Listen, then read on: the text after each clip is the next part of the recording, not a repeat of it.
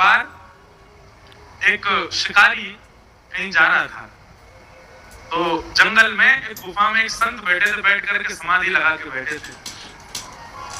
शिकारी ने उनको देख लिया, उसको देख करके लगा कि मेरी माँ कहती थी कहीं भी संत मिले तो संत के चरणों में कुछ प्रसाद भेंट करनी चाहिए। तो उसने क्या किया, एक हिरण को जाल में फंसाया और उस हिरण को लेकर के गया भेंट में संत के पास। संत के चरणों में जाकर के प्रणाम करके बोला, जय हो गुरुदेव, आपके चरणों में मेरा प्रणाम। संत के नेत्र बोले, कहो बेटा। बोले, आपके लिए उपहार लाया हूं हिरण का, बढ़िया इसको आप बनाइए, इसको बढ़िया इसका मांस पकाइए, आप भी भोग लगाना, मुझे भी दे देना। संत जो थे बेचारे हंस गए, हंस करके बोले, बेटा राम, अरे गरे हिरण का भोग नहीं लगाते, हमारा हिरण तो अलग है। उसने कहा, महाराज जी आप आज्ञा तो कीजिए, कैसा हिरण चाहिए? 12 सिंगा पकड़ करके लाऊं कि चितकबरा पकड़ करके लाऊं कि सांबर पकड़ करके लाऊं? कौन सा हिरण चाहिए बताइए, इस पूरे जंगल में मेरी सब जगह तक गति है। तो संत ने उसको सहज भाव से कहा, लिखो हमको कैसा हिरण चाहिए, बताइए। बोले, बरहा पीणम नटवरवपु कर्णयो कर्णकारम विभ्रतवासः कनककपिशं वैजयन्तीं च मालां रन्ध्रान् वेणुमधरसुधया पूरयन् गोपवृन्दैः वृन्दारण्यं स्वपदरमणं प्राविशद् गीतकीर्तिः। सबसे पहला हम जिस हिरण का भोग लगाएंगे वो मोर मुकुट पहनता है। शिकारी बोला, मोर मुकुट पहनने वाला हिरण? बोले, हाँ जी। अच्छा, और? बोले, कर्णयो कर्णकारम, अपने कानों में कुंडल पहनता है। शिकारी बोला, ऐसा हिरण तो मैंने कहीं नहीं देखा, कुंडल वाला हिरण? बोले, हाँ। और आगे सुनो। बोले, क्या? पीली पीतांबरी पहनता है, गले में वैजंती माला पहनता है, पैरों में नूपुर पहन करके छम छम करते बांकी अदा से चलता है, और सबसे बड़ा गुण क्या है इसका? बोले, क्या? बोले, अधर पर वंशी रख के वेणु बजाता है। सब लोग इधर देखो, इधर देखो, सावधानी से सुनो। अब यहाँ पर बैठे हुए संत तो भगवान का वर्णन कर रहे हैं, पर सामने बैठा शिकारी इतना भोला है, उसको लग रहा है ऐसा कोई हिरण ही होगा। उसने मन में विचार किया, मैं ढूंढ के लाता हूँ इसको। और गुरुजी आप चिंता मत करो, जब तक ये हिरण नहीं मिल जाएगा मैं भी कुछ नहीं पाऊंगा। सब जगह ढूंढा उसको ठाकुर जी, अब तो वो हिरण मिले ही नहीं। एक दिन बीत गया, 2 दिन बीत गए, 3 दिन बीत गए। 3 दिन में महाराज उसकी हालत ऐसी हो गई कि अब तो प्राण ही निकल जाएंगे। सामने हिरण आ जाते हैं तो भी बेचारा कुछ नहीं कहता। बोले, नहीं नहीं, मेरे गुरुजी भी भूखे हैं तो मैं भी भूखा रहूंगा, वही हिरण चाहिए मोर मुकुट वाला। सब जगह ढूंढा लेकिन नहीं मिले, लेकिन उसकी इच्छा ठाकुर जी से जाकर के छुप गई। बैठा था एक वृक्ष के नीचे, गला सूख गया है, प्राण निकलने को हो रहे हैं भूख के मारे। और तभी क्या देखता है कि सामने कुंज में से त्रिभंग लली पीतांबरी पहने हुए, मोर मुकुट धारण किए, कानों में कुंडल पहने, गल अपने अधर पर वेणु का वाद्य करते हुए ललित गति के साथ में चलते फिरते हुए श्याम सुंदर उसके सामने आ गए।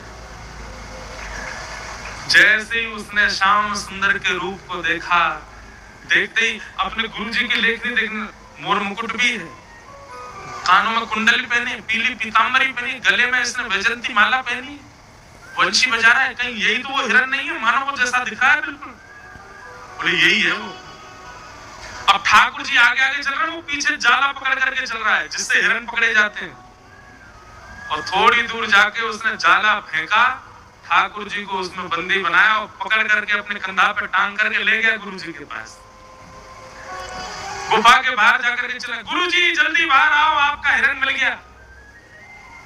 संत बोले, पता नहीं अब कहां से कौन सा हिरण पकड़ के लाया होगा। जैसे संत बाहर आए तो बाहर आकर के क्या देखा कि ठाकुर जी के कंधा पे बैठे हुए, मोर मुकुट बंसीधारी पीतांबरी पहने हुए कंधा पे बैठे। उसे, अरे जल्दी छोड़ इनको, नीचे छोड़। नहीं नहीं गुरुजी, 3 दिन में मिला, इसको नहीं छोड़ूंगा, भाग जाएगा। बढ़िया इसका पकाओ, इसको दोनों पाएंगे मैं और आप मिल करके। गुरु जी बोले, अरे भैया जी साक्षात ठाकुर जी हैं, इनको छोड़ो। तो कहने का अभिप्राय केवल इतना है कि ठाकुर जी किसी भी गुण पर रीझ जाते हैं, पर कब रीझते हैं? जब साधक भोला हो, सरल हो, सहज हो। चतुर व्यक्ति अगर जबरदस्ती कुछ ऐसा करेगा, कर्माबाई की तरह बिना नहाए धोए भोजन बना, दंड और लगेगा उसको, नरक और जाना पड़ेगा उसको। क्यों? क्योंकि तुम चतुर हो, तुम भोले नहीं हो। भोले व्यक्ति की ही स्वभाव पर ठाकुर जी रीझते हैं। ठाकुर जी के जन्मोत्सव की जो सिंधु है, सिंधु मतलब समुद्र, ठाकुर जी के जन्मोत्सव के सिंधु की बिंदु की एक अणु है जो हम लोग अनुभव करते हैं। कल हमने उत्सव मनाया, आज फिर उत्सव मनाया, ये उस सिंधु का बिंदु का एक अणु मात्र है। सोचो ब्रजमंडल में कैसा उत्सव रहा होगा जब ठाकुर जी प्रकट हुए। भागवत जी में वर्णन आता है कि जितना सुंदर नंद भवन सजा है, उतना ही सुंदर पूरा ब्रजमंडल, हर घर सजा है। जैसे बंधन बार, जैसे मंगल वाद्य, जैसे सुंदर गायन नंद भवन में हो रहे हैं, वैसे ही मंगल वाद्य, वैसे ही मंगल गायन, वैसे ही मंगल द्वार पूरे ब्रजमंडल में सजे। क्यों? बोले सबको ऐसा लगता है कि हमारे ही लाला भयो है, सबको ऐसा लगे हमारा ही कन्हैया भयो है। कोई के मन में भी ये भावना नहीं है कि केवल अकेले नंद बाबा के लाला भयो, सबके मन में ये भावना हमारे लाला भयो।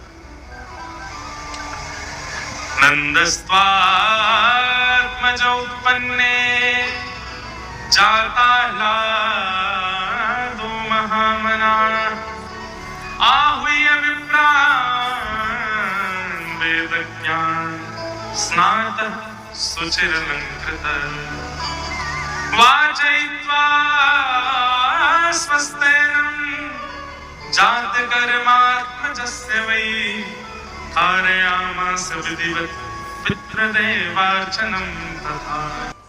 वो तो मांस काट करके तराजू पे तोलता था, और तराजू में एक तरफ भार की जगह शालिग्राम भगवान रखता था, और उससे मांस तोलता था।